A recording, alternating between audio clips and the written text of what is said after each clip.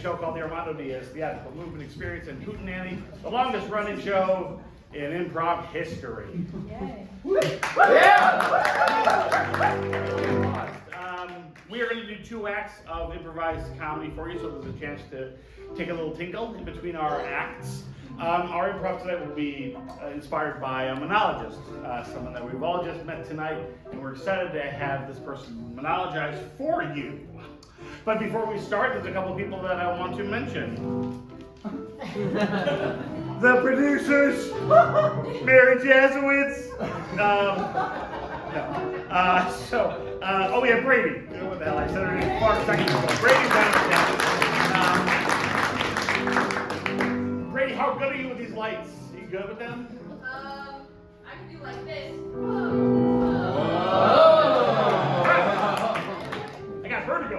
I know. All right. I meant from that, not in general. Fine. And over there playing this piano, David Gans, everybody. Look at that new shirt. How are you? I'm fine. Have you learned anything new? Or played something repeatedly that you want to puke? Sure. When I feel like the moment has arrived, you might hear the Severance theme songs. Great. Ooh. Topical. And Andrew's walking around as your server. So normally, there he is now, everybody. Andrew, look at him. You know that servers depend on tips. You know this? Yeah. And so he's been doing great all night, and we will continue to do so. So please tip the shit out of him. Ladies and gentlemen, now we're going to introduce our monologist for the evening. This monologist, I have it written down here, is a Serbian fiction writer and winner of the Writers of the Future Award. No doubt. He's a great guy, super tall, and his name is Oleg Kazantsev. Oh my God!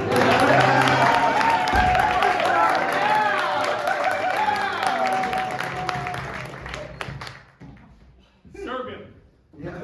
So, every once in a while I meet somebody on the street and they ask me where I'm from, because it's a little bit on the nose, it's on the tip of my tongue. And I say, I'm from Eastern Siberia, and they say, oh, I have a Serbian friend too. So, and then I have to, clarify, well, Siberia is a part of Russia, and so, my hometown is really close to the border of China. And they say, oh, Gulag, yes. It must be fucking cold there. And so I'm from a cold place with lots of gulags and occasional tundra. Growing up there, I really always wondered how I would be introducing myself, and very often the answer was, I really want to introduce myself as a writer. I don't know how to do this writing thing, but I want to introduce myself as a writer. The problem is, Russia, and especially Eastern Siberia, are very aggressively conformist places. Meaning that if you are trying to be a little bit too alternative, then probably you're gonna have your ass kicked every once in a while, right? And then just at some point I was just walking down the street and I didn't wear this t-shirt. I just had a t-shirt under a shirt like this, it's American Midwest, right? I was trying to be a little bit American Midwestern. And I meet a friend of mine, and he stops me, and he's wearing a tracksuit, obviously.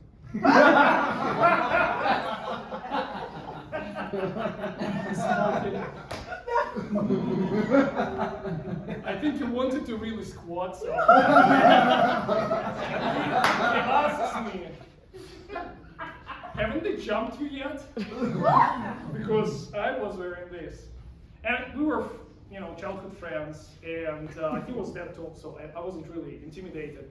But I thought, oh shit, in order to introduce myself as a writer, I really need to get the fuck out of here. That was actually a question that I asked everyone, right?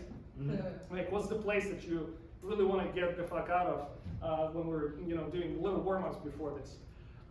And so I came to the States, But before I did, I actually wanted to check if I'm crazy. So I was actually getting a computer science degree. You know, I actually work in, you know, normal human job, right? I'm a consultant, and just so you understand how boring it is.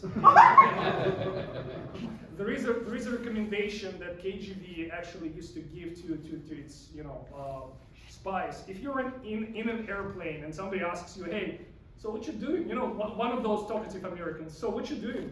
What do you do for a living? And you have to say, I'm a consultant. And immediately all the sexual attraction that might have been there is gone. Like, interest in you as a person completely eroded. Like you can fall out of the airplane, nobody will notice. I'm a consultant. And so when I'm around consultants, I say I'm a writer.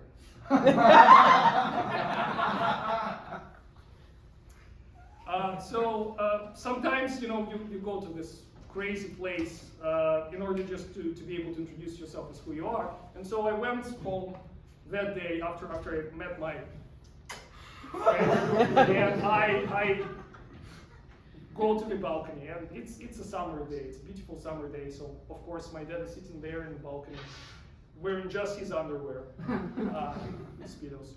And so, and he used to be an athletic coach, so he's like, you know, he knows he can walk around the balcony in his underwear. He's comfortable. And so he's sitting there, you know, leg on leg, and he's drinking coffee and reading from a book, and he's like, he has a cigar just hanging on his lip. And I tell him, hey Dad, I think I want to go to America. He gives me a look,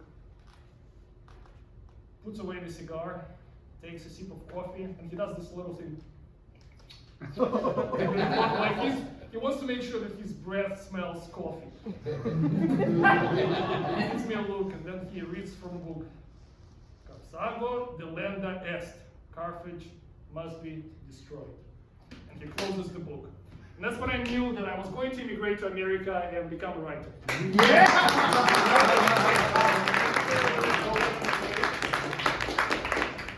Half in the light, half not.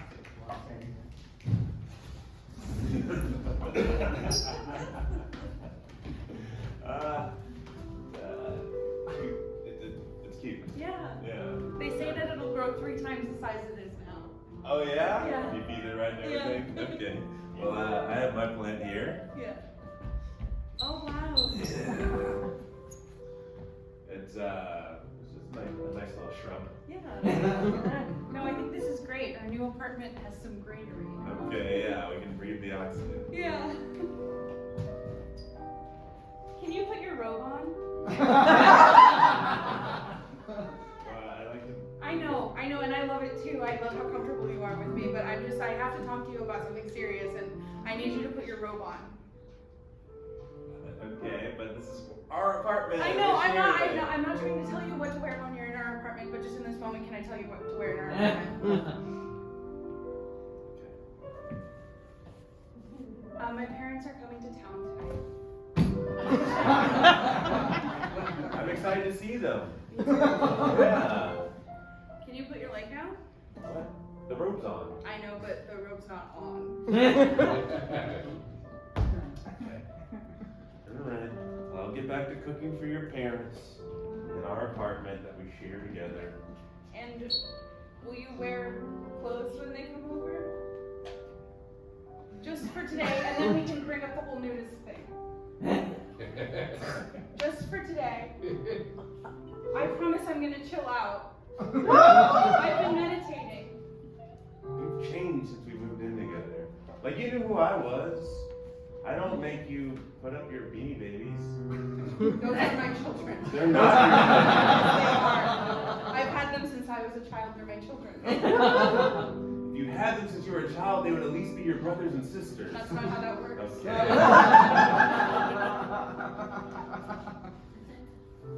I will put on my best robe for your parents. Okay. Yeah? How about that? Okay, and if your parents ever come over, I'll put away the Beanie Baby. Well, not all of them, but.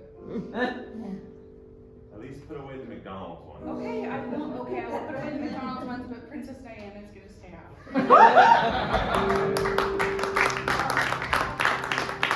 Hey, how you doing? I'm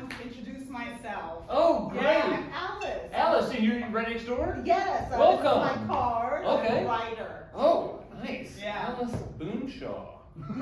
Alice Boonshaw. Yeah. That's great. Yeah. Thanks for making the introduction. Yeah. Oh, absolutely. I write. You're a writer? Yes. Okay, And so, awesome. you know. Yeah. I'm Mitch Applewell. Oh, And, okay. yeah, I'm a Mitch. solutions designer for Walgreens. Oh, Yeah.